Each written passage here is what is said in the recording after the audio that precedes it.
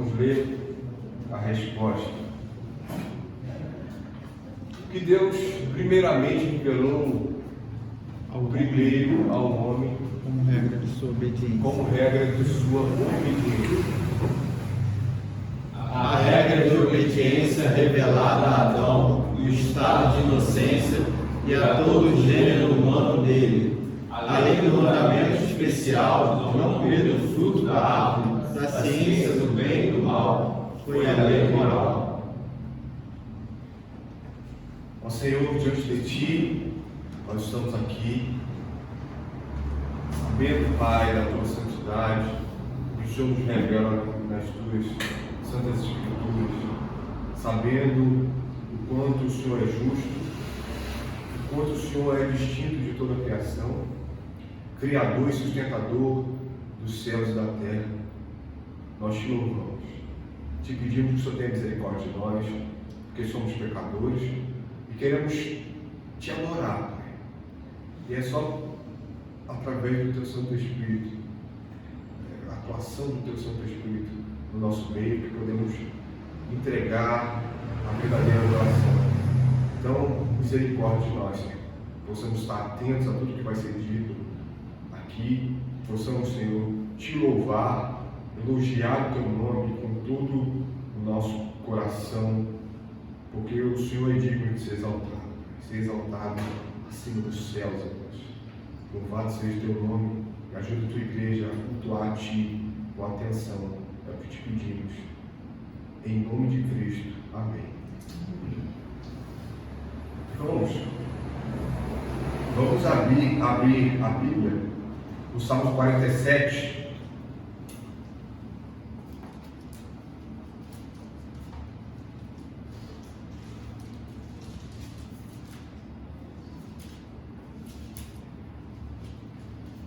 Se for achando aí, você pode ficar de pé. Salmo 47, nós vamos ler todos juntos.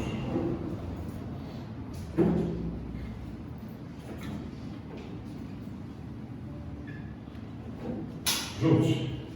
Batei palmas, todos os povos, celebrai a Deus com vozes de júbilo, pois o Senhor Altíssimo é tremendo, é o grande rei de toda a terra. Ele nos submeteu os povos e pôs sob os nossos pés as nações. Escolheu-nos a nossa herança, a glória de Jacó, a quem ele ama. Subiu Deus por entre as nações, o Senhor ao som de trombeta. Salmodiai a Deus, cantai louvores, salmodiai ao nosso Rei, cantai louvores. Deus é o Rei de toda a terra, salmodiai com orgulhoso cântico. Deus reina sobre as nações, Deus se assenta no seu santo trono. Os príncipes dos povos se reúnem, o povo do Deus de Abraão, porque a Deus pertencem os escudos da terra. Ele se exaltou gloriosamente. Amém. Vamos glorificar o nosso Senhor ainda de pé, cantando o hino 11, Trindade Santíssima.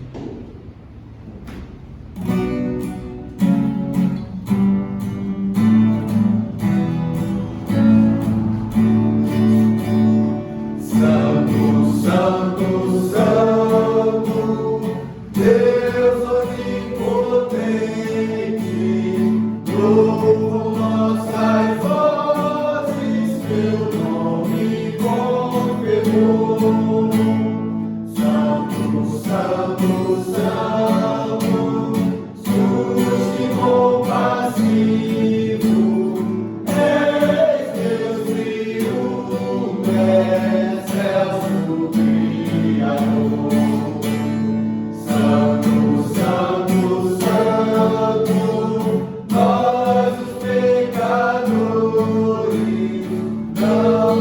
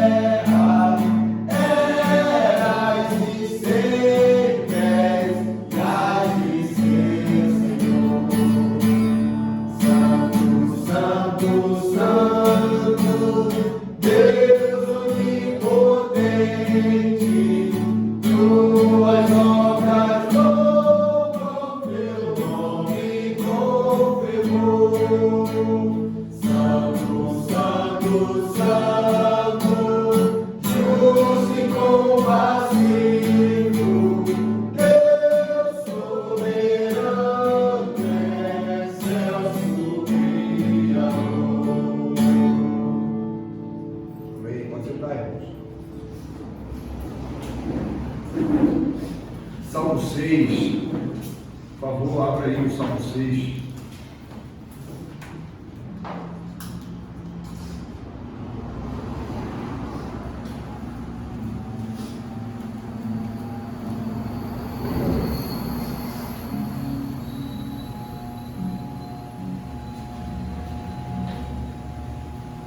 Nós vamos ler de 1 ao 5. Salmo 6, 1 ao 5 diz assim: Senhor, não me repreendas na tua ira, nem me castigues no teu furor. Tem compaixão de mim, Senhor, porque eu me sinto debilitado. Sara-me, Senhor, porque os meus ossos estão abalados. Também a minha alma está profundamente perturbada.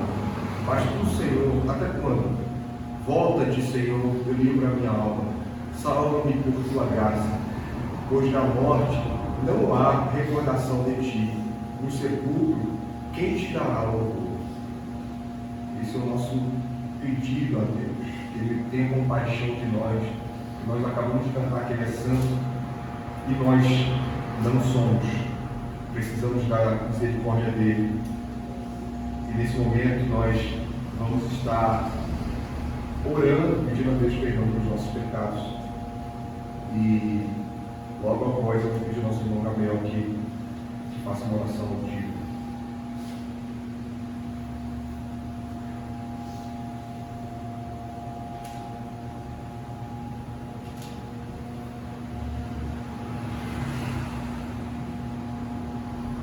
Querido Pai amado, nós nos chegamos a Ti, Senhor, clamando pelo Teu perdão, pela Tua misericórdia, Senhor, para que ela se renove, Senhor, sobre nossas vidas, Pai. Clamamos, Senhor, por meio de Jesus Cristo, Pai, aquele que é o nosso mediador, Senhor, entre nós e o Senhor, Pai. Pedimos, Pai, porque nós somos fracos, Pai, nós somos dependentes do Senhor, Pai. Pedimos perdão, Pai, pelas nossas debilidades, pelas nossas fraquezas. Senhor, tenha misericórdia, Pai. Nos ajude, Pai, a glorificar o Teu santo nome, Pai, através de nossas vidas, Pai. Te pedimos, Pai, que o Senhor nos dê um coração limpo, Pai, um coração disposto a te servir, Pai, a te amar, a te buscar, Pai, e a te colocar em primeiro lugar em nossas vidas, Pai. Esteja, Senhor, suprimindo, Senhor, as nossas paixões carnais, Pai. Nos ajude, Pai, a vencer as tentações, Pai. Te peço, Pai, que o Senhor nos fortaleça, que o Senhor revigore as nossas forças, Pai. Que nos faça, Senhor, sermos santos, Pai. Assim como que o Senhor deseja, Pai, que nós sejamos, Pai. Nos ajude, Pai, a revestir do novo homem, Pai, diariamente.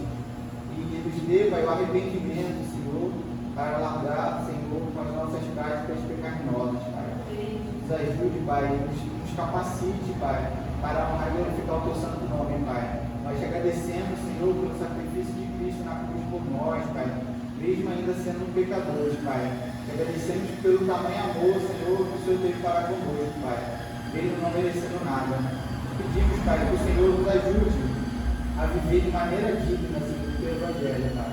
É isso que te pedimos, Pai, em nome de Jesus. Amém.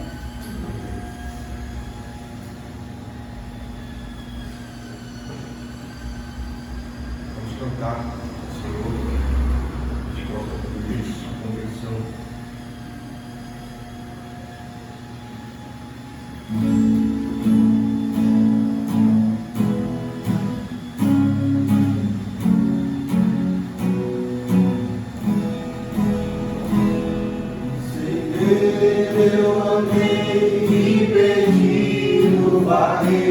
Longe, longe do meu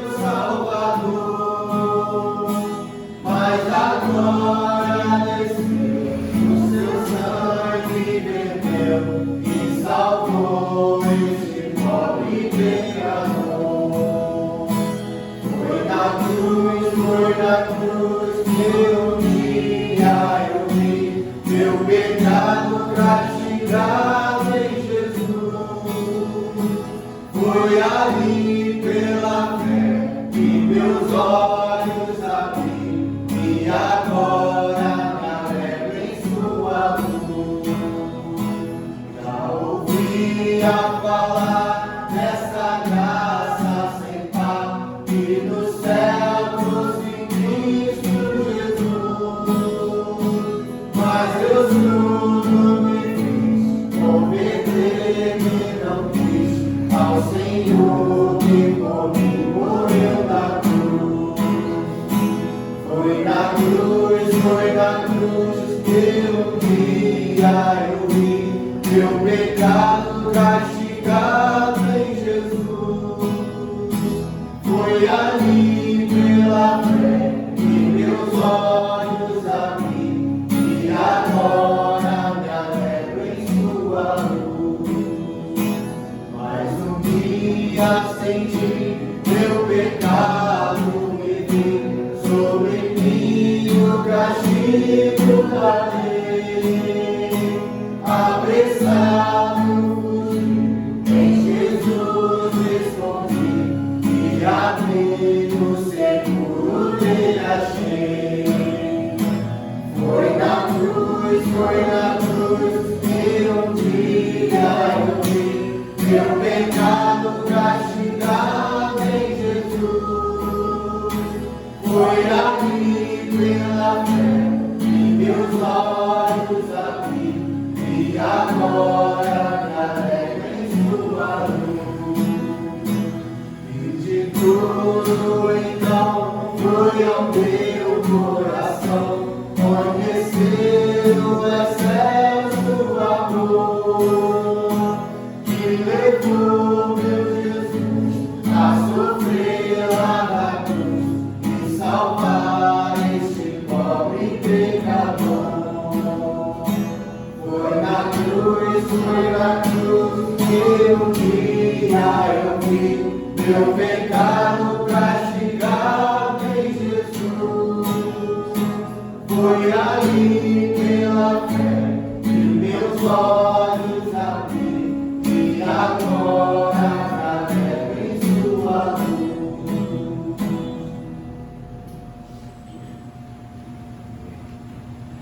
Malaquias 3, vamos abrir.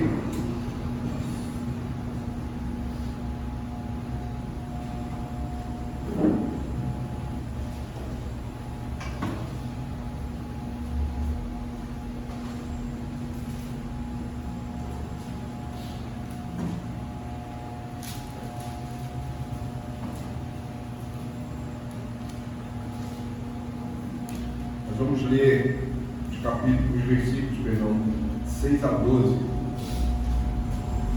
Malaquias 3, 6 a 12, diz assim: porque eu, o Senhor, não mudo. Por isso, vós, ó filhos de Jacó, não sois consumidos. Desde os dias de vossos pais, vos desviastes dos meus estatutos, e não os guardastes. Tornai-vos para mim, e eu me tornarei para vós outros, diz o Senhor dos Exércitos. Mas vós dizeis: em que havemos de tornar? Roubará o homem a Deus? Todavia, vós me roubais e dizeis: em que te roubamos? Nos dízimos e nas ofertas. Com maldição sois amaldiçoados, porque a mim me roubais, vós a nação toda. Trazei todos os dízimos à casa do tesouro, para que haja mantimento na minha casa. Provai-me nisto, diz o Senhor dos Exércitos. E eu não vos abri, e se eu não vos abrir as janelas do céu, e não derramar sobre vós bênção sem medida, por vossa causa repreenderei o devorador, para que não vos consuma o fruto da terra. A vossa vide no campo não será estéril, diz o Senhor dos Exércitos. Todas as nações vos chamarão felizes, porque vós sereis uma terra deleitosa, diz o Senhor dos Exércitos. Esse é o momento de trazer os nossos dízimos e ofertas para que haja mantimento. A razão é simples e o Senhor nos revela para que haja mantimento na casa dele, para que toda essa estrutura seja paga, para que o Evangelho se propague, para que o reino do Senhor cresça. Nós oramos, venha o teu reino. Esse é o momento em que nós vamos entregar os dízimos e ofertas. Nós vamos cantar o hino 63. Você vai poder trazer aqui a sua oferta, o seu dízimo. Nosso irmão Cristo está com o envelope. Pode acenar aí, entregar o envelope para ele.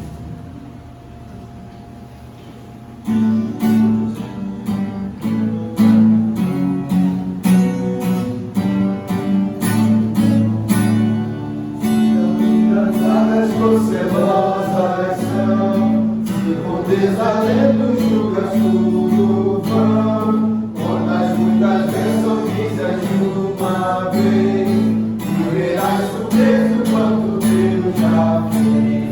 Quantas bênçãos dias, quantas são, recebidas da divina mão, bendizê-las todas de uma vez. Preço quanto Deus já fez. Tens acaso uma justiça teu lidar, é a cruz pesada que tens de levar. Quantas lutas bênçãos são exultarás, e fortalecido tudo vencerás. Quantas bênçãos dias, quantas são, recebidas da divina mão.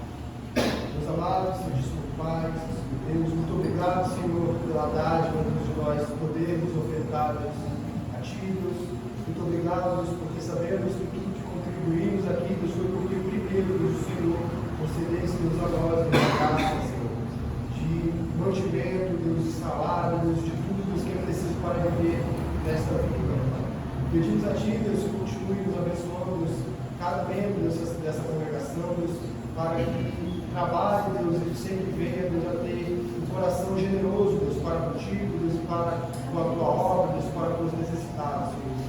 Deus amado, que esse dinheiro, Deus, esse recurso recolhido hoje, Senhor, seja utilizado para a expansão do reino de Jesus Cristo, para acudir os necessitados, Pai, e para que o Seu nome, Deus, acima de tudo, venha a ser glorificado, Pai. Muito obrigado por tudo, dessa sabedoria na hora da administração, Pai. Em nome de Jesus Cristo. Amém. Amém. Irmãos, ainda nesse momento de gratidão, abre o Salmo 29.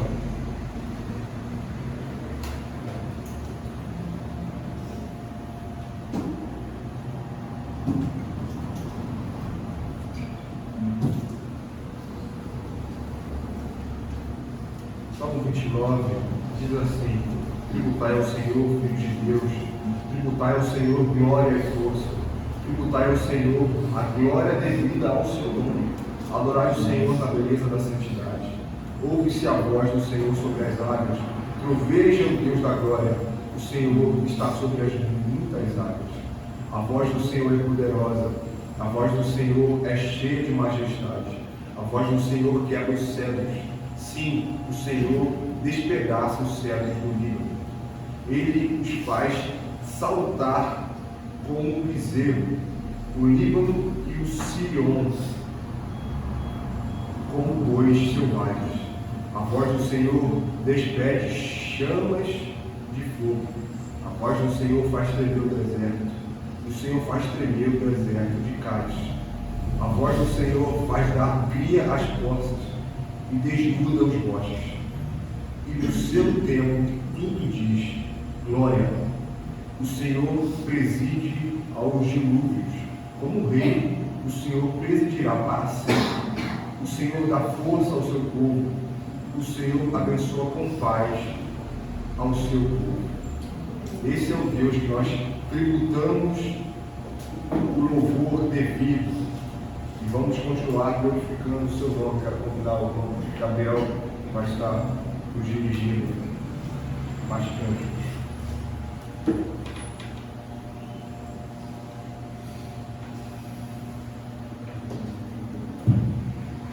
Boa noite, meus irmãos. Vamos continuar adorando e glorificando ao nosso Deus. Como os irmãos vão se colocar de pé. Vamos juntos, com uma só voz, adorar esse Deus que é bondoso e que é misericordioso.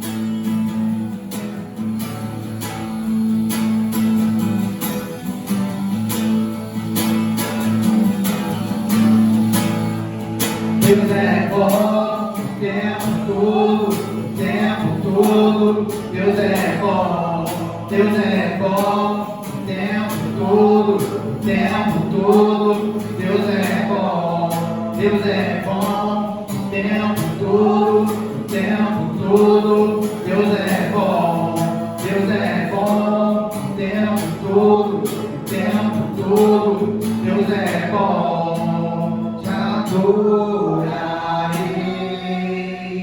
aleluia, aleluia, te adorarei por tudo que é, te adorarei, aleluia, aleluia, te adorarei por tudo que é. tudo que és, por tudo que és. Deus é bom. Amém. Nós o adoramos porque é esse Deus maravilhoso, grandioso, um Deus bondoso e misericordioso para conosco. Por isso nós aguardamos a sua volta. Nós ansiamos por Ele, esse Deus grandioso.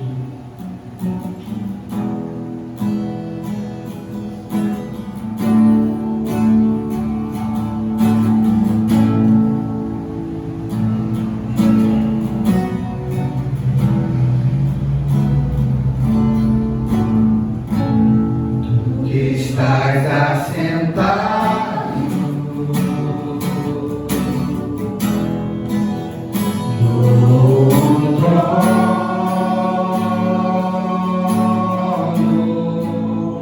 sempre reinando, soberano, anjos cantando, homens louvando,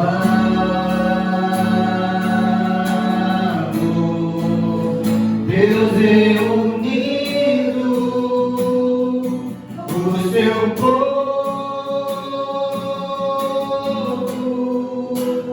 ó Alfa, Ômega,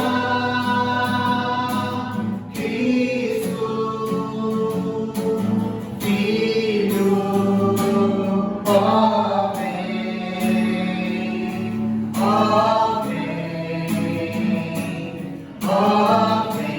Senhor Jesus. Ansioso espero a sua volta,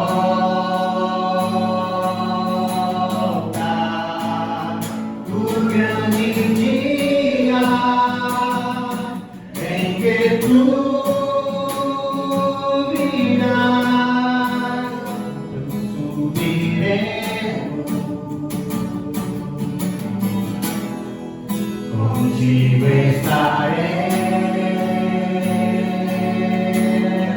estaremos pra todo sempre. Aleluia.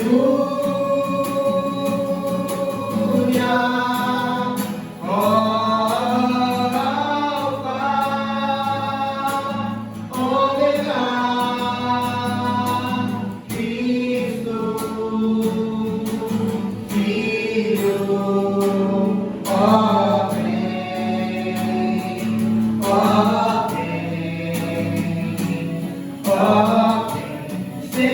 Senhor Jesus. Maranata, Cristo, Filho, Mestre, ó vem,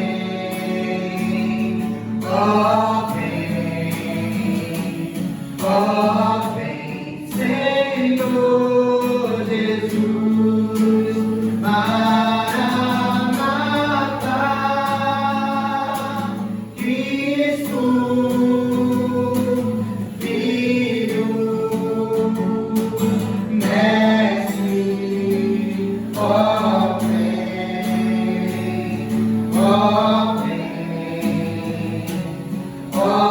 vem, Senhor Jesus. Amém. Maranata, ora vem, Senhor Jesus. Esse é o nosso desejo, meus irmãos. Possamos confiar nisso. Os irmãos podem se sentar.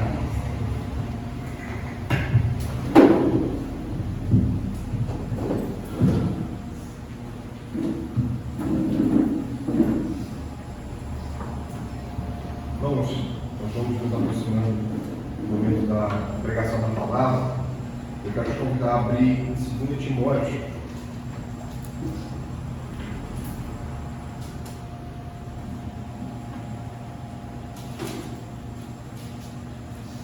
capítulo 4. Timóteo 4, 1 a 5.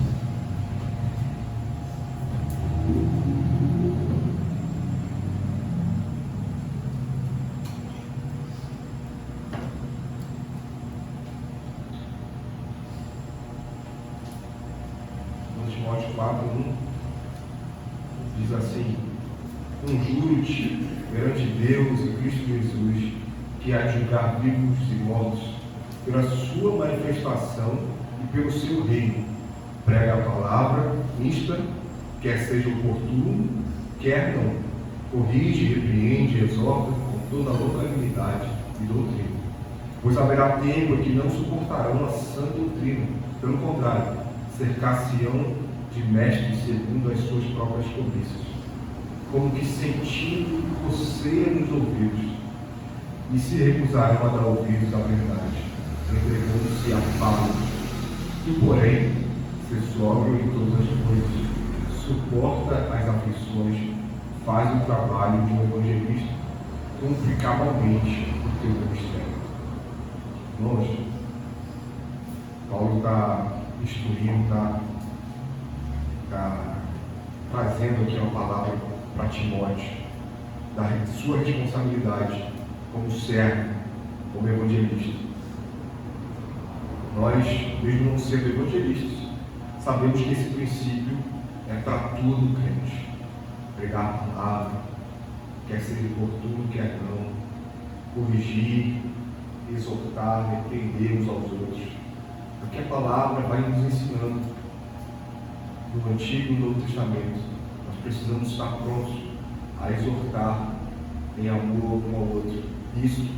Para isso nós precisamos estar revestidos da palavra do Senhor, conhecendo o que está escrito aqui e estarmos prontos e atentos a tudo que vai ser pregado aqui, porque esse é um momento único, porque nós somos exortados em comunhão como igreja, em culto ao Senhor.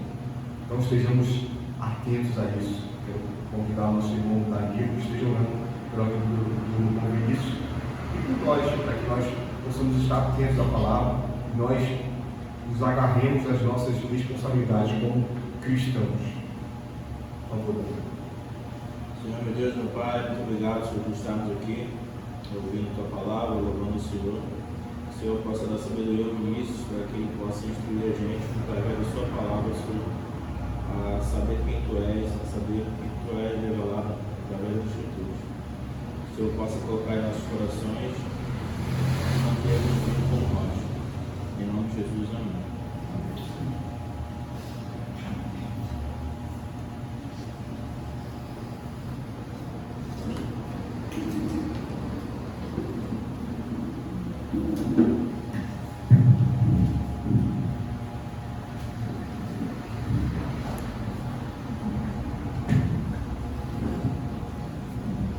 Paz, irmãos.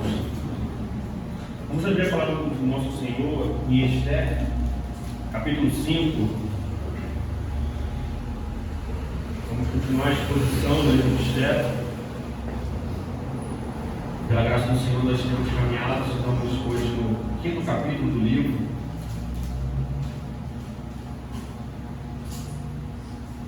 Antes de nós lermos a palavra do Senhor no capítulo 5, é importante nós recapitularmos aquilo que foi pregado na semana passada pelo pastor Fernando, que foi o capítulo 4, né? Nós vimos que o capítulo 4 ele fecha com certo suspense a respeito de qual seria o desfecho de Esther.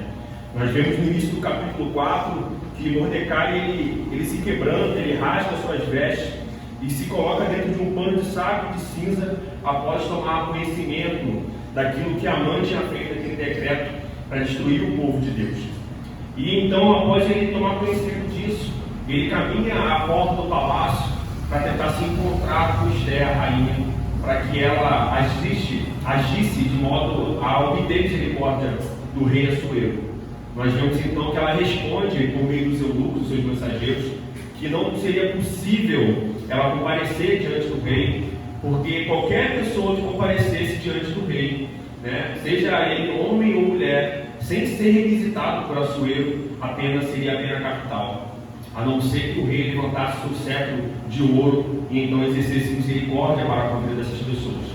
Nós vemos então que, depois dessa resposta de Esther, Mordecai ele contra-argumenta, dizendo que o fato dela estar dentro do palácio, sendo rainha, ou seja, esposa do rei Assuero, não o livraria de ser alcançado. Se o livramento do povo de Deus, por intermédio de Deus, não viesse por intermédio de Esther, haveria de vir de outro modo.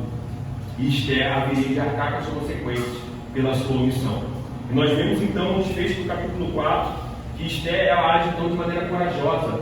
Ela diz que vai comparecer perante Assuero e ela pede ao povo que jejue juntamente com ela e com suas servas durante 3 dias, para que ela comparecesse diante de Assuero para clamar e interceder pelo seu povo.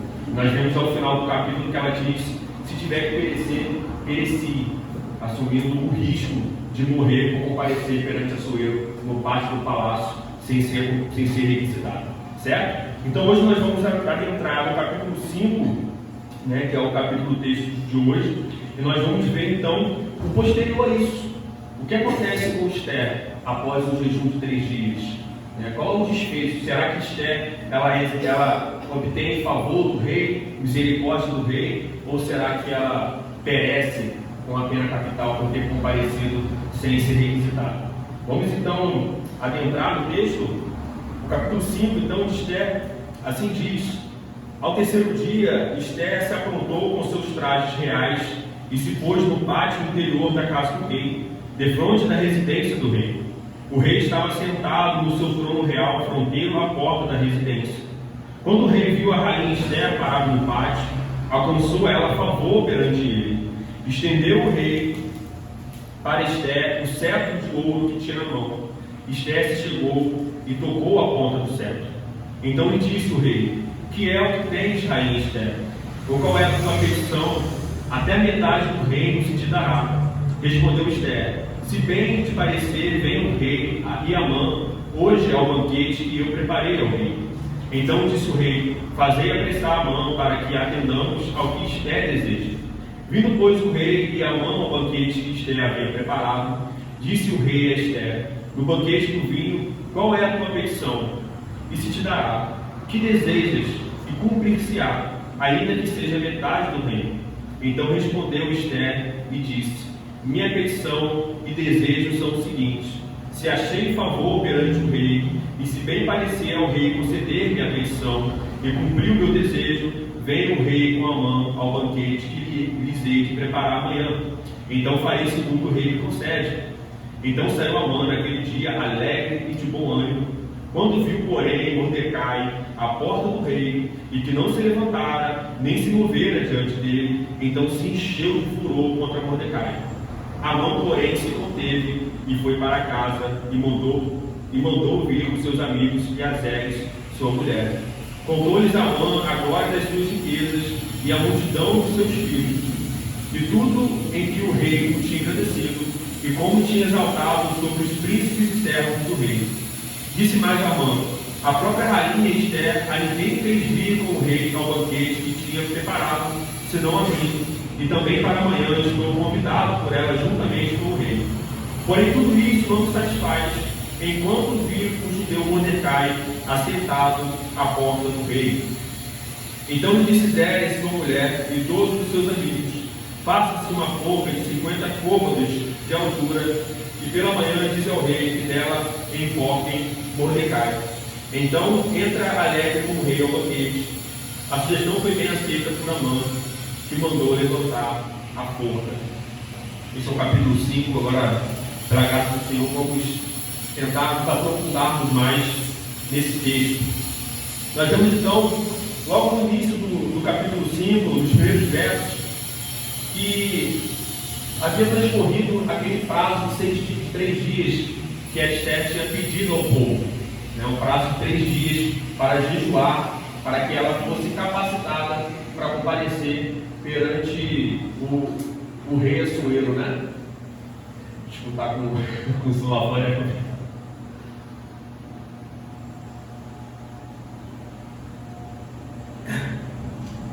para que jejuasse durante 3 dias para comparecer perante o rei Assuero. E nós vimos então que é isso que ela faz. Quando consome esse prazo de 3 dias, ela então, deixa eu falar que ela se veste com os trajes reais. Lembrando que no capítulo 2, quando Esther é apresentada na narrativa do livro, né, o autor descreve ela como uma mulher formosa. Então nós temos no capítulo 2 a informação de que Esther era uma mulher bela, né, e o fato da sua beleza, da sua formosura, ela alcançou o favor daqueles servidores do rei que estavam buscando uma nova rainha, né, uma nova esposa para Assuero. Então é importante que nós temos essa informação da beleza e da formosura, porque nós vamos entender o contexto de como ela conseguiu o favor do rei, né? Como isso foi instrumento da providência divina. Nós vemos então que depois disso ela se veste com os trajes reais. Então os trajes reais é algo que deve ressaltar ainda mais a sua beleza, e ela então comparece de maneira muito corajosa perante o palácio do rei. Se nós formos imaginar essa cena onde as concubinas, né, e as mulheres do rei ficavam, se situavam, era uma parte externa. Nós vimos isso, por exemplo, no começo do primeiro capítulo, que enquanto o rei Assuero fazia banquetes para os príncipes, né, as pessoas mais importantes da capital, as mulheres junto com a rainha estavam localizadas em outro recinto, em outro local fora daquela parte, daquela estrutura do palácio. E então ele requisita a presença da rainha por meio dos eunucos. Então ela está situada fora, mas quando ela quer comparecer e fazer a sua petição, ela então adentra no palácio real, no palácio do pátio do rei. E o texto vai descrever então que ela, quando o rei viu que ela, no primeiro verso, no interior da casa do rei, de frente da residência do rei, então, ou seja, por fora, o rei Assuero estava sentado no seu trono real, fronteiro à porta da residência. Imagina a coragem de qualquer pessoa de comparecer perante o rei Assuero, aquele que dominava sobre 127 províncias, incluindo o Egito, por exemplo. A sua extensão do seu império era longínquo, era bem grande, e ele exercia grande poder. E existia uma pena capital para qualquer pessoa que comparecesse perante Assuero sem ser requisitado. Nós podemos imaginar a coragem de Esther a partir do momento que ela já convoca o povo a jejuar, como nós vimos no capítulo anterior, e nesse momento de preparação, onde ela está vestindo as roupas, ela está se preparando para cumprir a sua missão, correndo o risco de morte. Imagina como deve ter ficado na cabeça de Esther ao se preparar, sabendo que ela corria risco de morrer ao comparecer perante Assuero se ela não alcançasse o favor dele. E nós vemos então no início do verso que ela adentra no pátio, e nós temos então a descrição de que Assuero estava sentado no seu trono de frente para o pátio. Então ela entra nesse recinto e já está de cara com o rei Assuero sentado. Quando ela pisa nesse pátio, já há 2 destinos traçados para Esther. Ou ela sofreria a pena capital e seria retirada daquele local para a morte, por meio dos servos de Assuero, que guarneciam aquele local do palácio. Ou a segunda opção, que seria Assuero exercer misericórdia, levantando o seu cetro de ouro, demonstrando com esse símbolo que ele ouviria aquela pessoa e que ela não seria passível da pena de morte. E nós vemos então que quando ela entra, no verso 2, quando ela entra então perante Assuero, viu o rei, a rainha Esther parada no pátio, aguardando qual seria o seu destino, ela alcançou então favor perante ele e estendeu o rei a Esther o cetro de ouro que tinha na mão, e Esther se chegou e tocou a ponta do cetro. Nós vemos então aqui esse momento onde a misericórdia é exercida, né? Há todo um simbolismo aqui. Ele levanta o seu cetro de ouro, demonstrando que vai exercer misericórdia para com a vida da sua rainha, e ao mesmo tempo ela se aproxima dele e toca como sinal de respeito e de reverência o cetro de ouro, para então depois, quando o rei permitir, ela dialogar. Então nós vemos que Esther já está habituada com os costumes persas, né, medo-persas, como se deve agir na realeza, como se deve se chegar perante o rei, quais são as normas, Tanto que no capítulo anterior foi ela que alertou Mordecai que existia uma norma que qualquer pessoa não poderia comparecer perante o rei sem ser morta. Então aqui já no primeiro capítulo, nos primeiros versos, nós já vemos o livramento de Deus. Uma resposta àqueles 3 dias de jejum. E como fica subentendido no texto, de oração também. Como o pastor Fernando pregou na semana passada, por mais que não esteja expresso a palavra oração, nós vimos nos capítulos do Antigo Testamento que a oração sempre vinha acompanhada de jejum e vice-versa. Então nós subentendemos que o povo estava orando também, além de jejuar. E o Senhor então responde à oração, já livrando a Esther nesse primeiro momento de ser morta. Esse é o primeiro livramento. Isso é importante nós entendermos o significado disso, porque o fato de Esther estar sendo livrada não se restringe a ela somente, certo? Nós temos que entender a profundidade disso aqui. Esther está representando o povo. A misericórdia e o favor alcançado por Esther aqui nesses primeiros versos significa que o povo de Deus está sendo livrado, já está iniciando um processo de salvação desse povo. Isso é importante nós entendermos. Isso não é individual, há uma representatividade aqui. Esther está ali não para pedir por si somente, mas para pedir pelo povo de Deus. Certo? É importante nós fixarmos isso. Então, caminhando, nós vemos que ela alcançou tamanho favor do rei Assuero, que ele então responde no verso 16: o que é que tens, rainha Esther, ou qual é a tua petição? Até a metade do reino se te dará. Veja o tamanho do favor que Esther alcançou de Assuero. Ele não somente exerceu a misericórdia para com ela, como ele também teve sua curiosidade aguçada. Ele inicia o diálogo com Esther perguntando o que tens, antes de perguntar qual é a tua petição. O rei conhecia a norma e a pena para que comparecesse perante ele sem ser requisitado.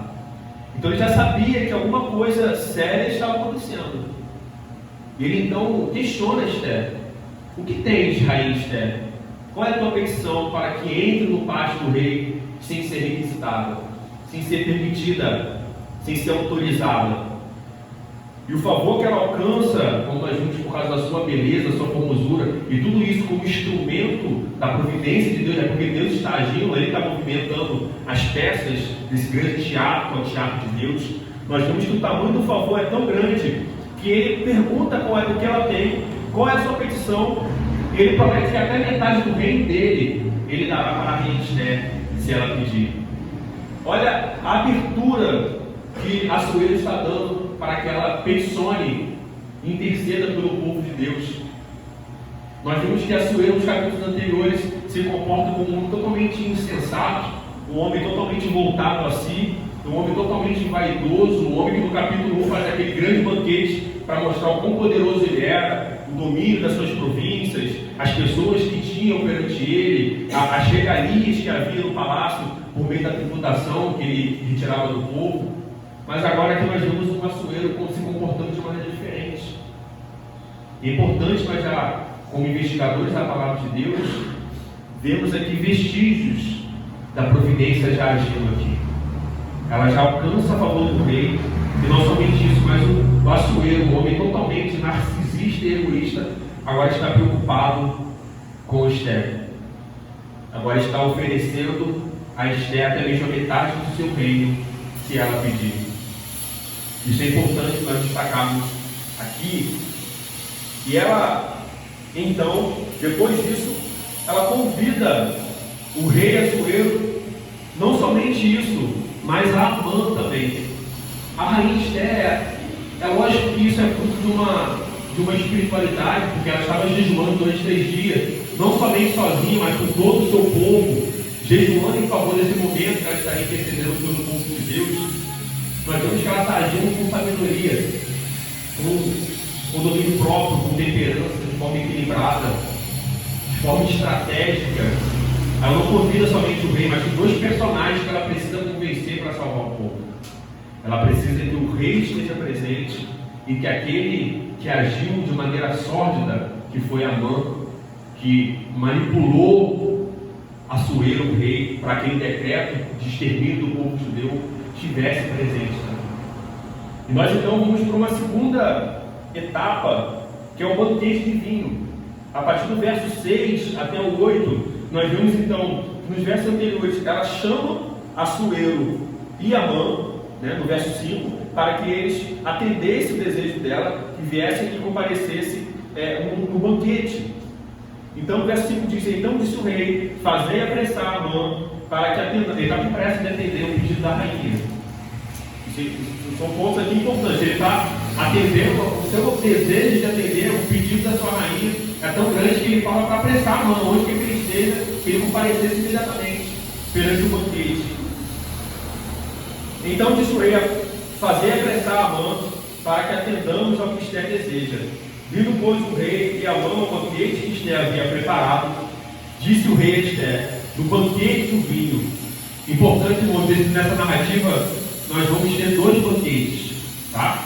O primeiro banquete aqui, que é o chamado banquete de vinho. Então não há alimentos, só bebida.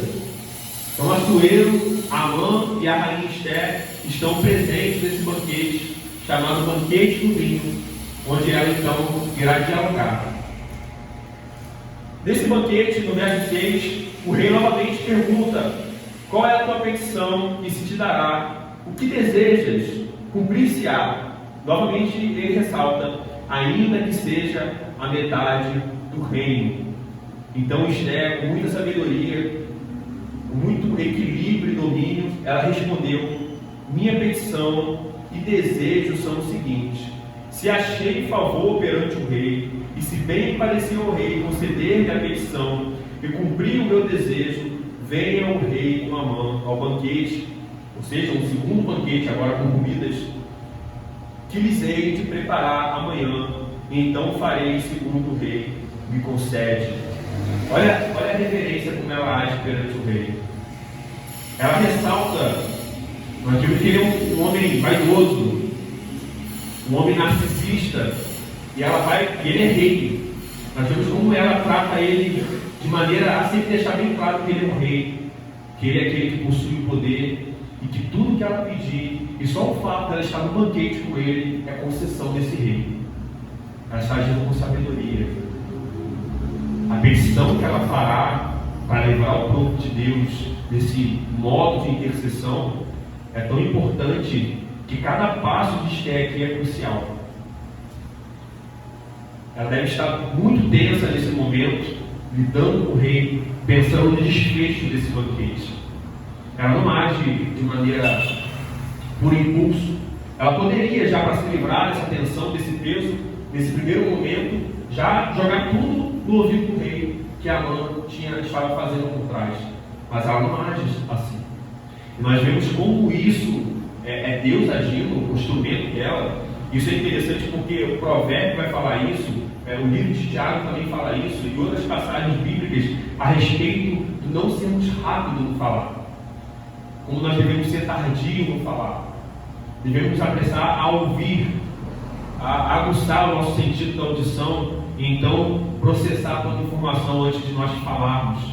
E Esther está agindo assim, ela está agindo com essa virtude, ela está agindo com equilíbrio, com domínio, e ela está processando todas as informações, ela está vendo qual será o melhor ambiente para expor ao rei e fazer aquela grande petição para livrar o povo do extermínio que a mãe tinha preparado.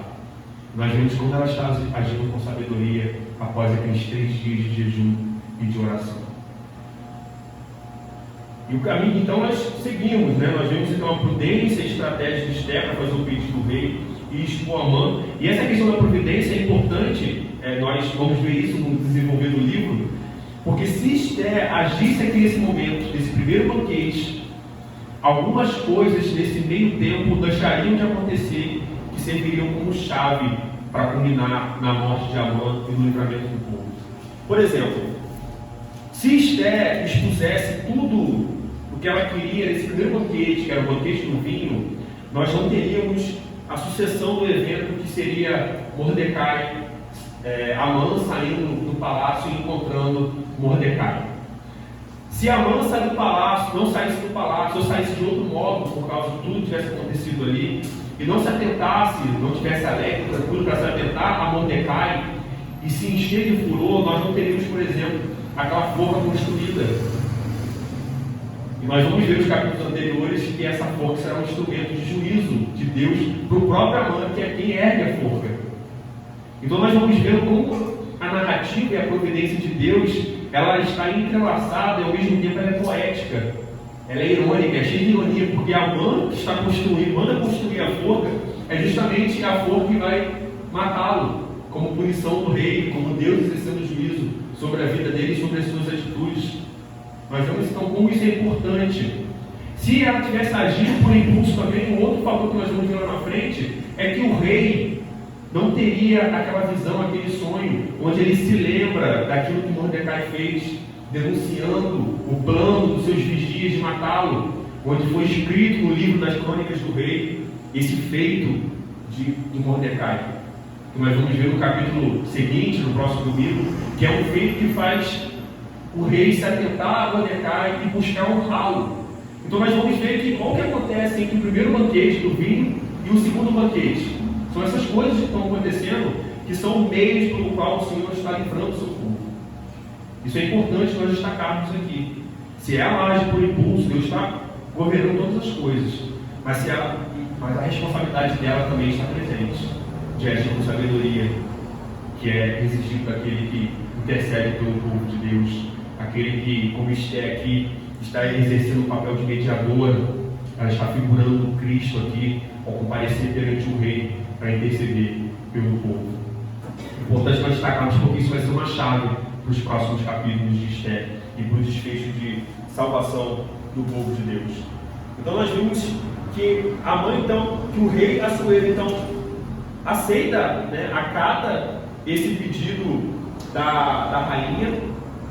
E então, a partir do verso 9, até o 14, nós vamos ver então como foi a reação de Amã.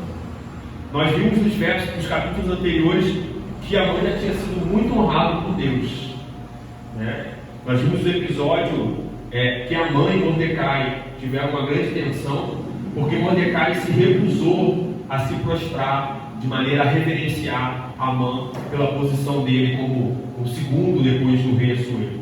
Nós vimos que isso ocorre por ele ser um amalequita, então a descendência, que é uma descendência rixosa do povo de Deus, que existe uma rixa histórica com os judeus, e ele se recusa por esse motivo a ser um judeu ter que se prostrar. Para ele é uma posição de vergonha, de indignação, porque realmente é o povo de Deus, o Deus verdadeiro, o único e verdadeiro, tem que se prostrar ao amalequita. E nós vemos então que por causa dessa tensão, por causa disso, Mordecai então persuade o rei a expor aquele decreto.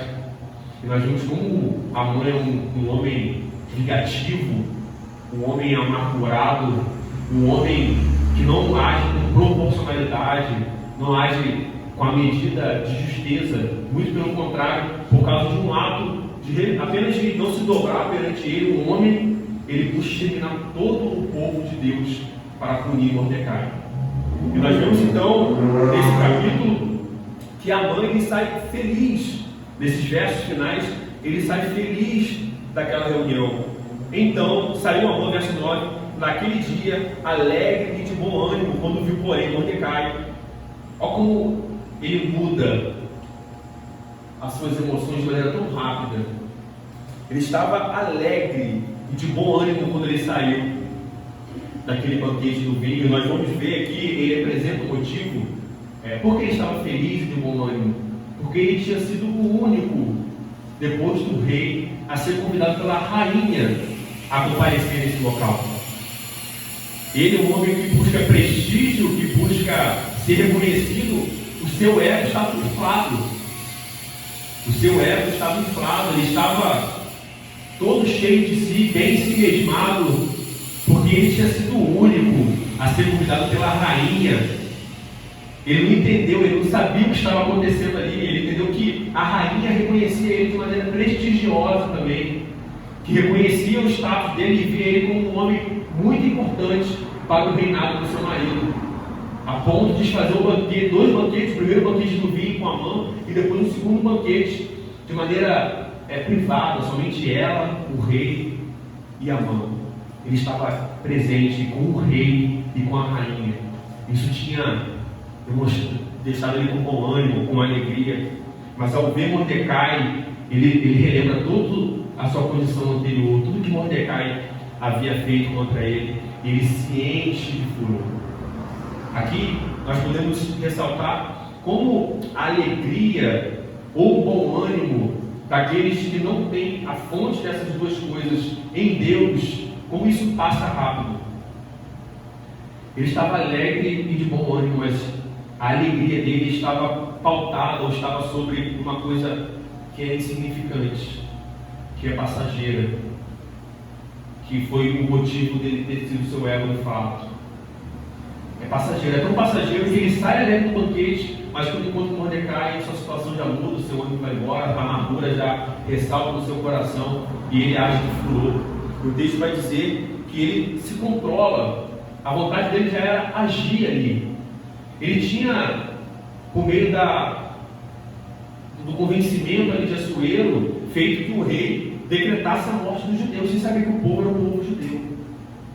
Aquilo para ele, quando ele passou pelo pátio e viu Mordecai ali, ele imaginava que Mordecai ia expressar algum tipo de reação.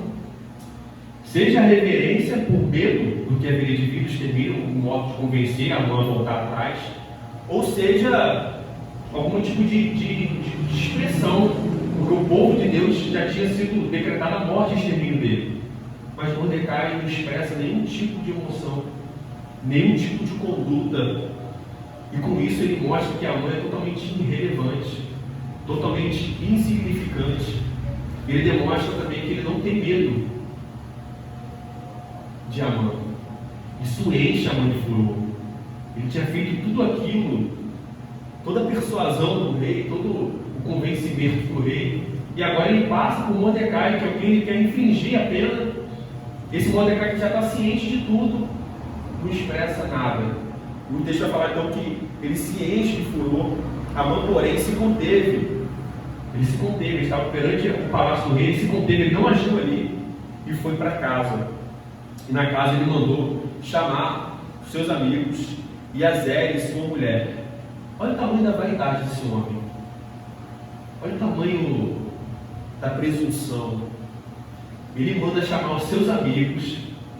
Como ele não pôde agir naquele momento, porque ele é um homem ardiloso, uma pessoa totalmente contrária, um covarde, que age por trás, que não age de frente, mas que mexe as cartas, a oculta, escondido para infringir aquilo que ele quer contra o seu inimigo.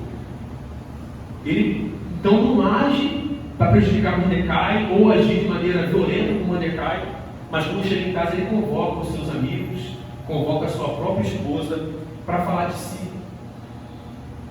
No verso 11 fala que contou-lhes Amã a glória das suas riquezas, bem parecido com o que o rei fez no capítulo 1. Ele está chamando seus amigos que já conhecem ele, já sabe o que ele tem, já sabe que ele é rico, já sabe a posição social dele no governo de Assuero, e ele está contando isso. Ele está com o seu ego tão machucado que ele precisa falar de si para alguém. Ele não poderia falar com o rei e com a rainha, ele não poderia falar com o Mordecai, que era o inimigo dele, ou agir de maneira a ressaltar isso. O que ele faz? Ele chama aqueles que são obrigados a ouvi-lo, que são os amigos de sua esposa, a família. Vou convocar aqueles que são obrigados a me ouvir para eu falar de mim mesmo. Então ele expõe a multidão dos seus filhos. Ele está com a esposa dele, que conhece muito bem quem são os filhos dele, porque ela é esposa. Ele está contando para Zé que ele tem muitos filhos e está expondo a multidão das suas riquezas para todos aqueles que conhecem ele e sabem o que ele tem. Então nós vemos aqui como é um coração inflado, um coração amargurado, um coração que busca atender seus próprios interesses. materialista, se nós podemos assim dizer também, que é um coração natural. No verso 12, disse a mãe então vai ressaltar: a própria rainha Esther, a ninguém fez vir como rei ao banquete que tinha preparado, senão a mim, e também para amanhã estou convidado. Aquele motivo, ele estava alegre com o ânimo, porque ele foi o único a ser convidado a 2 banquetes privados com o rei e com a rainha. Porém, tudo isso não me satisfaz enquanto vir o judeu Mordecai assentado à porta do rei. Então lhe disse Zeres, sua mulher, e todos os seus amigos: faça-se uma forca de 50 côvados de altura, e pela manhã disse ao rei que nela enforquem Mordecai. Então entra alegre com o rei ao banquete. A sugestão foi bem aceita por Amã, que mandou levantar a forca. Essa foi então a exposição do texto de hoje, do capítulo 5. Nós vimos então, resumidamente, o livramento de Deus para com Esther de maneira imediata e de maneira mediata com o seu povo, porque Esther estava assumindo a sua posição de intercessão. Nós vimos a providência já agindo no coração de Assuero, um homem vaidoso em si mesmado, mas que estava agindo a não olhar para dentro de si, mas a olhar e buscar o interesse da rainha, de sua esposa, mostrando um ambiente solícito para que ela fizesse o pedido.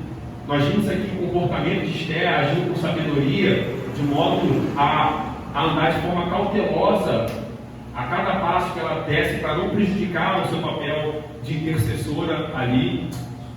E nós vimos então o comportamento de Amã, que demonstra um coração vaidoso, um coração amargurado, um coração vingativo, que busca exterminar o povo por causa unicamente de um Mordecai.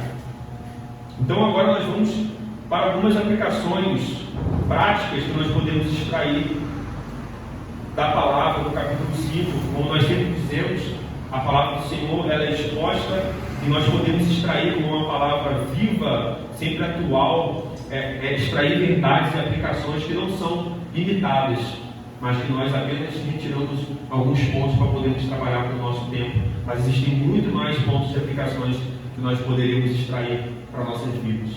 O primeiro ponto que nós podemos tratar aqui, e foi bem ressaltado, não somente nesse capítulo, mas nos anteriores, e continuará sendo ressaltado no livro de Esther, é a soberania e providência de Deus. A soberania de Deus guiando todas as coisas, de modo que a vontade de Deus é sempre realizada. Em Daniel, capítulo 4, verso 34 e 35, nós somos expostos a uma afirmação do rei Nabucodonosor. Depois de o Senhor ter colocado ele como um louco, onde ele vai praticamente pastar como um animal, porque ele tinha se engrandecido perante Deus. Depois desses dias, o texto vai nos falar, Nabucodonosor vai nos falar: levantei os olhos ao céu, tornou-me a vir o entendimento, e eu bendisse o Altíssimo, e louvei e glorifiquei ao que vive para sempre, cujo domínio é sem termo e cujo reino é de geração em geração. Todos os moradores da terra são por ele reputados em nada, e segundo a sua vontade ele opera com o exército do céu e os moradores da terra. Não há quem lhe possa deter a mão, nem lhe dizer o que fazes. Essa é a conclusão de Nabucodonosor, o rei Nabucodonosor. Em Romanos 11, versos 33 e 34, o apóstolo Paulo fala: ó profundidade da riqueza, tanto da sabedoria, como do conhecimento de Deus, quão insondáveis são os seus juízos, e quão inescrutáveis os seus caminhos. Quem, pois, conheceu a mente do Senhor, ou quem foi o seu conselheiro? Nesses dois textos nós podemos ver como Deus age de maneira muito sábia, muito além daquilo que nós podemos compreender. E nós temos visto isso no livro de Esther. Nós vimos isso hoje como o comportamento de Esther, o comportamento da rainha, o comportamento de Amã, o comportamento de Mordecai, expressa que eles possuem vontades próprias, porque nós vimos nas Sagradas Escrituras que Deus não viola o nosso conselho de fé, vai dizer que o Senhor ele não viola a vontade do homem, de modo que o homem é tratado como boneco dele, mas ele age com as causas exteriores aos homens, de modo que os homens agem com a sua própria vontade, querendo agir daquela maneira, mas de modo também que culmine nos decretos de Deus, onde a vontade dele também é satisfeita. Isso demonstra o tamanho da sabedoria de Deus, porque isso é impensável para nós. Como nós fazemos a vontade de Deus sem sermos violados em nossa vontade, sem sermos tratados como pudermos. E nós vimos isso, por exemplo, na EBD hoje pela manhã, com um estudo do nosso irmão Gustavo a respeito da liberdade. Nós podemos traçar aqui um paralelo com isso, porque existem diversos fatores externos a nós, onde nós crescemos, o meio onde estamos inseridos, aquilo que consumimos de entretenimento, aquilo que é a fonte do nosso conhecimento. Tudo isso são meios externos que nos leva a agir de um modo que nos leva a tomar decisões. O Senhor, Ele governa tudo isso. Todos os meios externos o Senhor governa, de modo que nós não tomamos nenhuma decisão de maneira independente. Nós tomamos as decisões, nossa vontade é observada, manchada por pecado, mas ainda assim Deus consegue tirar o bem do mal. Ele está governando, Ele está agindo assim. Nós vimos aqui que Esté agindo de modo sábio, de modo cauteloso e de modo sutil. Porque sempre quando nós falamos de soberania, o outro ponto que nós traçamos é a responsabilidade do homem.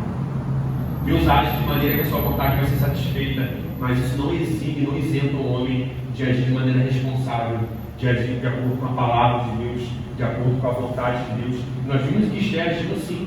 Depois, ela já inicia a sua sabedoria pedindo que o povo jejuasse por 3 dias para que ela exercesse o papel de intercessão. Depois, nós vimos o caminho, como a sutileza com que ela trata o rei Assuero antes de fazer o pedido para livrá-lo. Então nós vimos que ela está agindo de maneira responsável, de maneira cautelosa, e o Senhor está movendo as peças para que as coisas culminem no livramento de Deus. Como nós vimos aqui, se Esté tivesse apresentado seu pedido cedo demais, o rei não teria celebrado no ato de Mordecai com a sua insônia, e também Amã teria construído a forca de maneira poética. Ao final vai ser a forca utilizada para a sua própria morte. E para nós isso não é diferente hoje em dia. O Deus de Abraão, o Deus de Isaac, o Deus de Jacó, Ele é o mesmo Deus hoje. O mesmo Deus que está agindo aqui na história, agiu na história de Esté que nós temos visto, é o Deus que age hoje também. Ele continua agindo, por mais que muitas vezes nós não notamos. Os mínimos detalhes não fogem do controle de Deus. Isso é importante nós pararmos para pensar, porque como o nosso coração é inclinado para a vaidade, mesmo o coração regenerado, onde é resquício do pecado agindo dentro de nós, como nós somos em si mesmados, como nós temos uma naturalidade de olhar para o nosso próprio umbigo, nós não temos a sensibilidade de perceber Deus agindo nos mínimos detalhes ao nosso redor. Quantas vezes nós passamos por situações dolorosas, situações que causam dores e cicatrizes dentro de nós, e nós não entendemos aquilo naquele momento, nós murmuramos ao Senhor, nós criticamos o agir de Deus, afrontando desse modo o seu governo, a sua soberania. Nós não agimos com fé, mas com o passar do tempo, a misericórdia dele é tão grande que o desfecho daquele problema é um desfecho que manifesta graça, que manifesta misericórdia, que manifesta amor. Aquilo que foi doloroso para nós, aquilo que foi cruel para nós, o Senhor retira o bem daquilo.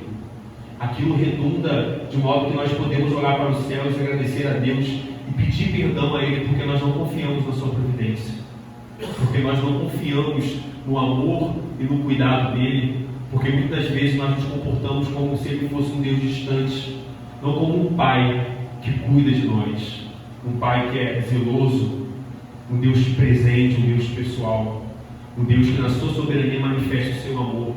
Não é um Deus soberano como o rei Assuero sentado no seu trono, governando de maneira a atender os seus próprios interesses, mas um Deus sentado no seu trono, governando para a sua glória e governando para o nosso próprio bem, de modo que nós somos alimentados, somos agraciados pela sua soberania e pelo seu agir. Então essa é uma aplicação para nós hoje, é nós confiarmos na soberania de Deus, é nós, diante da adversidade, diante daquilo que é negativo para nós orarmos a Ele e pedir que Ele nos dê a mansidão e o contentamento, a palavra que nós devemos ter quando nos relacionamos com a soberania de Deus, contentamento. seja algo bom para nós, ou algo aparentemente ruim naquele momento, nós devemos entender que todas as coisas estão cooperando para o bem daqueles que amam a Deus. Sejam coisas boas ou coisas ruins. Ele é um soberano, ele está governando com a sua soberania, com o seu poder, com os seus decretos, com a sua vontade. E as coisas estão redundando para a glória dele, estão redundando para o nosso aperfeiçoamento na fé, para a nossa edificação e para a nossa caminhada na salvação. O Senhor está movimentando as peças, o Senhor está agindo dentro de nós por meio do seu Santo Espírito e agindo externamente a nós por tudo aquilo que nos cerca, para que nós cresçamos em graça, cresçamos em conhecimento, cresçamos em comunhão, cresçamos no aperfeiçoamento do amor do Senhor Jesus Cristo. Amém? Então esse é o primeiro momento, esse é o primeiro ponto, a soberania de Deus, descansar na soberania de Deus. O outro ponto que nós podemos extrair, e aqui nós podemos embasar em Provérbios capítulo 16, verso 18, que é um aprendizado que nós devemos ter com a vaidade de Amã. Provérbios diz que a soberba, ela precede a ruína, e a altivez do espírito, a queda. Nós temos visto isso claramente, esse provérbio se apega totalmente a Amã. E a nós também, de certo modo, e a muitas pessoas, a muitos homens, a muitas mulheres, que são pessoas soberbas. Amã, desde que assumiu o seu status no império de Assuero, tem agido de maneira altiva, de maneira soberba, de maneira ensimismada, buscando atender os seus próprios interesses. E nós vamos ver de maneira poética como isso tudo, essa soberba e essa altivez, tem sido uma antessala, ou aquilo que está por trás das cortinas no teatro, para a sua própria ruína e para a sua própria queda, de modo que ele morrerá por meio da própria forca que ele levantou para matar o Mordecai. E o aprendizado que nós podemos tirar com Amã é porque nós muitas vezes sofremos o mesmo. Por mais que nós digamos que não somos soberbos, não devemos ser soberbos como cristãos, não devemos ser altivos, mas em determinado momento nós já agimos assim, ou temos agido assim. Temos muitas vezes nosso ego machucado, seja porque na nossa profissão eu me sinto numa posição onde eu não posso ser contrariado, porque sou eu que domino aquele conhecimento, eu que tenho o domínio daquilo, eu que sei, e quando alguém me contraria desse determinado ponto do conhecimento, eu dou uma resposta que não é uma resposta mansa ou de humilde, mas uma resposta grossa, uma resposta seca, no sentido de colocar aquela pessoa no lugar dela porque ela não sabe o que fala. Isso demonstra o coração ativo. Quem nunca se comportou assim? Quando teve a sua autoridade ferida ou contrariada, seja no tratamento com os pais, com os filhos, com os amigos. Isso demonstra um coração ainda caído, um coração com ídolos. E isso é importante porque nós, quando olhamos para Amã, a nossa tendência é apontar o dedo para Amã. Ainda bem que ele vai morrer na forca, ele merece isso. O coração dele é altivo, ele é soberbo. Mas nós também somos, em certa medida, e nós éramos, quando alcançamos o favor de Deus na salvação. Nós éramos inimigos de Cristo quando Ele nos chamou com o seu amor para a luz, saindo das trevas. E se não for altivez ou a soberba, existem outros ídolos que estão no nosso coração, que contrariam a palavra de Deus e a sua vontade. Nós devemos pedir ao Senhor para que Ele demonstre esses ídolos no nosso coração, para que Ele exponha esses ídolos e nos ajude por meio da sua graça, por meio da sua santa palavra, por meio da comunhão, a derrubar esses ídolos dentro de nós. Como Calvino fala, o nosso coração, o coração do homem, é uma fábrica de ídolos. Se nós achamos que não temos ídolos nos nossos corações, no nosso coração, já temos de certa forma pecado, porque isso é mentira. Porque o pecado em si já é um ídolo. Se nós pecamos, seja qualquer pecado que for, isso já expõe algum tipo de ídolo no nosso coração. Seja nós mesmos, com a incredulidade, não crendo que Deus é sábio no seu agir, seja com a soberba, vários ídolos que há no nosso coração. Então, nós devemos pedir ao Senhor para que Ele nos livre de agir como Amã. E se nós já temos agido assim, é importante, não pense em qualquer pessoa, pense em você mesmo, pense em como você tem agido. Não aponte o dedo para o próximo, olhe para você mesmo. Peça ao Senhor, por Santo Espírito dele, expor como você, como nós temos agido como representantes do Reino de Deus. O outro ponto que nós podemos extrair é que a graça de Deus nos mantém vivos. Isso é um paralelo importante, porque a rainha Esther, quando ela aparece no palácio do rei Assuero, onde ele está sentado no seu trono, de frente para ela, havia um risco de morte. Mas Esther alcançou graça e favor do rei Assuero. Nós vimos aqui, por causa da providência de Deus, mas também porque ela era rainha, porque ela era formosa, ela era bela, ela estava bem vestida.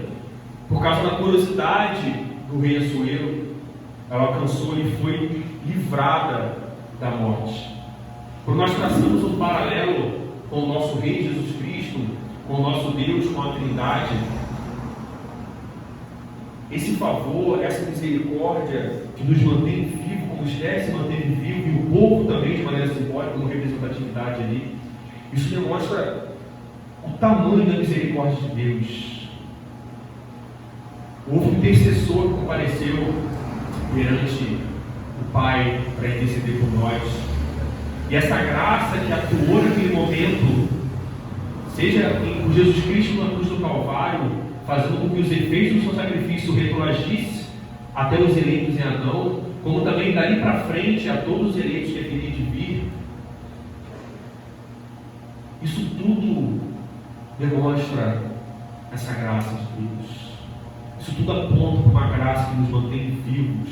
Não somente nos ressuscitou, porque nós estávamos mortos em nossos pecados e delitos, e nós então somos chamados a ter um novo nascimento de maneira espiritual.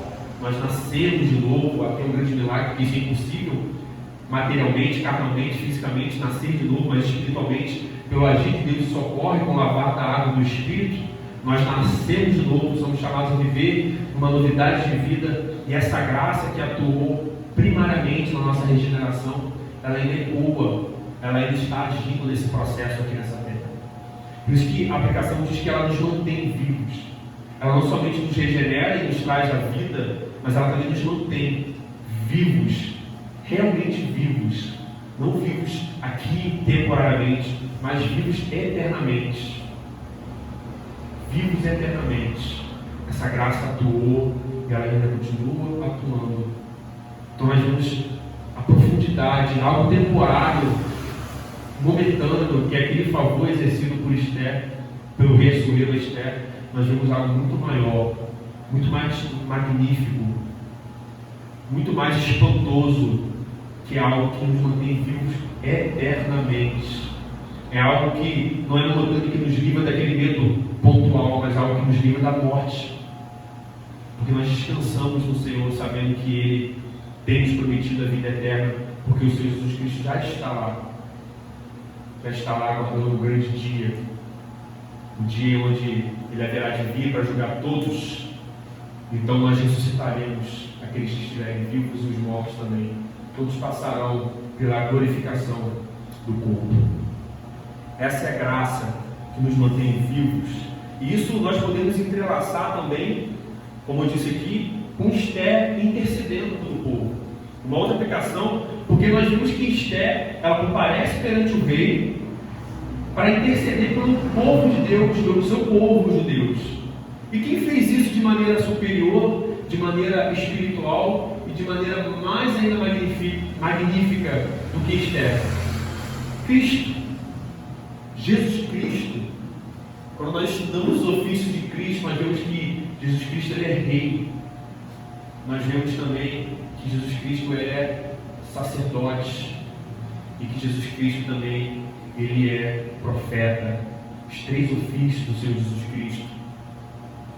Nós podemos pegar aqui o seu ofício como sacerdote, como sumo sacerdote, e olhar para Esther e ver então que ela figurava Jesus Cristo ali.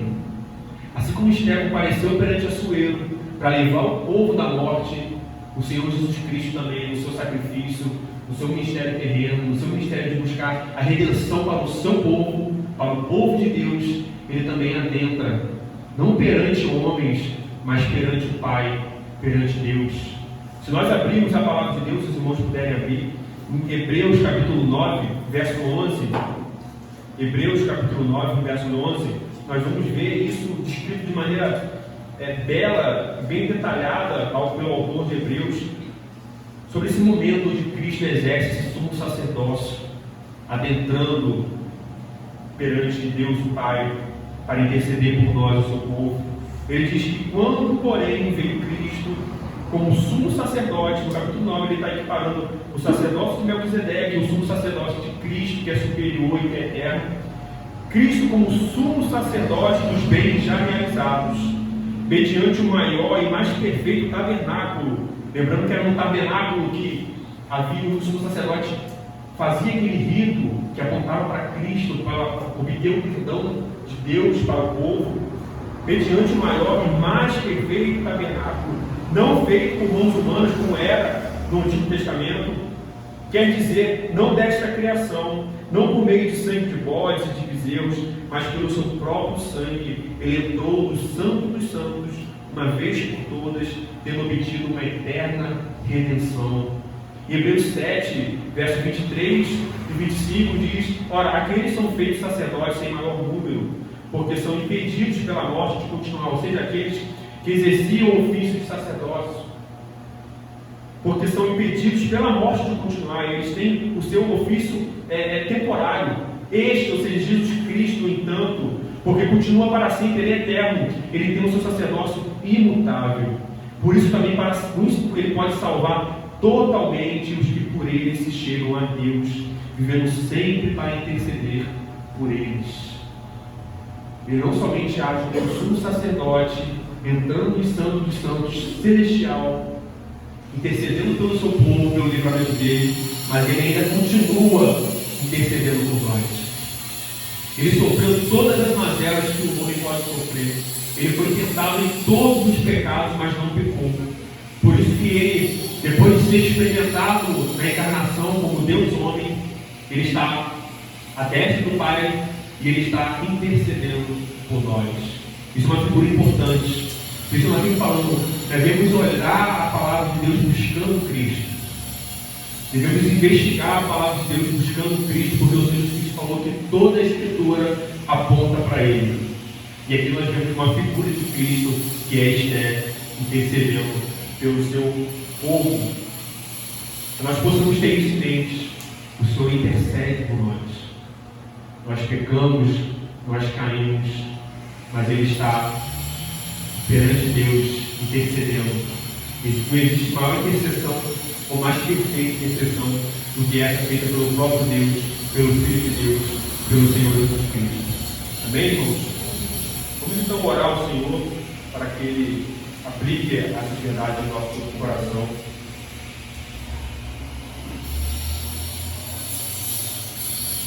Obrigado, Senhor. Obrigado, Deus, pela Tua palavra, Senhor. Que o Senhor possa aplicar, Senhor, nos nossos corações aquilo que nós vimos a respeito do livro de Esther, a respeito do comportamento da Tua serva, Senhor, ali figurando o Senhor Jesus Cristo como intercessora, como mediadora entre Deus e o povo, intercedendo pela vida, pelo livramento deles, Pai. Que nós venhamos a descansar em Ti, no Seu governo, na Sua soberania, Pai, na Sua santa providência. Entender que muitas coisas que estão ocorrendo conosco, Pai, que estão fora do nosso controle, que não foi planejado por nós, o Senhor ainda assim consegue tirar o bem disso, consegue fazer com que essas coisas combinem para o nosso bem, porque o Senhor nos ama como filhos. Que possamos agir de maneira prudente, de maneira sábia, de maneira responsável, porque isso é exigido do Senhor de nós, mas que possamos, mesmo agindo assim, entender e descansar o nosso coração, porque sabemos que não é nossa responsabilidade, não é nosso agir que culminará a nossa salvação ou no nosso bem, mas é porque existe um Pai que cuida de nós, que a sabedoria é muito superior à nossa e que governa as coisas que nós não podemos entender e que são inescrutáveis no seu agir. Que possamos hoje, Deus, descansar em Ti, Pai. Não somente descansar na Sua providência, Deus, na Sua soberania, mas também agradecer todos os dias pela salvação. Porque assim como o povo foi livrado aqui em Esther, nós fomos livrados também eternamente do juízo e da ira, Senhor eterno. Por causa, não sem qualquer preço, mas por causa do Teu sangue derramado por nós, o Seu sangue naquela cruz do Calvário, o Senhor como cordeiro fora da cidade, como era feito nos livros do Antigo Testamento, o Senhor levou os nossos pecados e morreu fora da cidade por nós, lá no Calvário. Senhor, muito obrigado, Deus, somos gratos a Ti. Não nos deixe, Pai, viver de modo a tornar irrelevante ou secundária essa verdade da salvação conquistada por sangue. Sem sangue não haveria redenção, sem sangue não haveria salvação do Seu povo. Era necessário que o Senhor padecesse na cruz do Calvário, que o Senhor sofresse todo tipo de humilhação por nós. Nos ajude, Deus, a agir, Pai, de maneira quebrantada, Pai, de maneira com muito temor, Senhor, com muita reverência, quando tratarmos das Tuas coisas, Senhor, quando tratarmos da Tua salvação, da Tua imagem, da Tua palavra, Senhor, que possamos sempre associar tudo que está ligado a Ti com a salvação, com o custo e como o Senhor governa de maneira santa e providente. Muito obrigado, Senhor, nos guarde, Deus, e nos ajude a aplicar essa verdade em nossos corações por esse Teu Santo Espírito durante toda a semana. Muito obrigado, Senhor. Amém.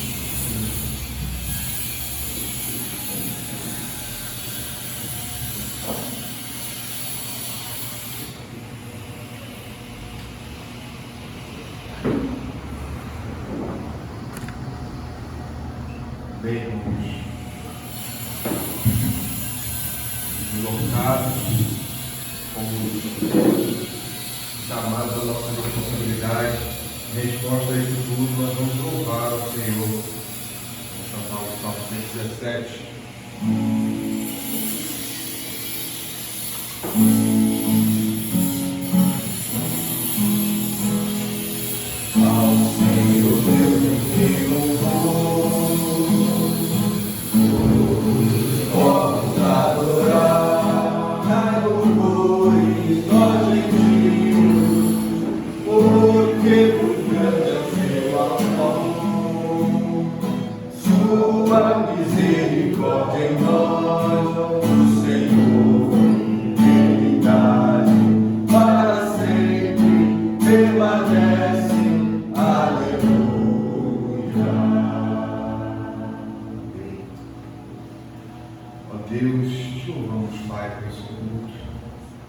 Ser exaltado, Senhor, acima dos céus, porque somos pecadores, Senhor, somos errantes, como vimos aqui, Senhor, estamos sempre prontos a fazer aquilo que não agrada a Ti, mas o Senhor tem nos chamado para viver uma vida santa diante de Ti.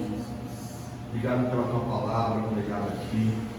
Obrigado, Pai, porque nós vemos claramente o Senhor falando conosco através de um texto que lemos friamente, nós não encontramos o Senhor ali, mas o Senhor está presente em toda a sua revelação, que nós conseguimos ver através das aplicações, através da meditação, através do Teu Santo Espírito que habita em nós, de que o Senhor está ali no livro de Esther. Mais do que isso, o Senhor está ali e consegue nos exortar através daquela história. Hoje, no século XXI, nós podemos extrair verdades para as nossas vidas, glorificar o Teu nome e buscar fazer o que é reto diante de Ti. Pai, ajude o Teu povo, leva-nos em paz para as nossas casas, Senhor, encorajados a fazer a Tua vontade, por tudo que vimos aqui. Esteja conosco, Pai.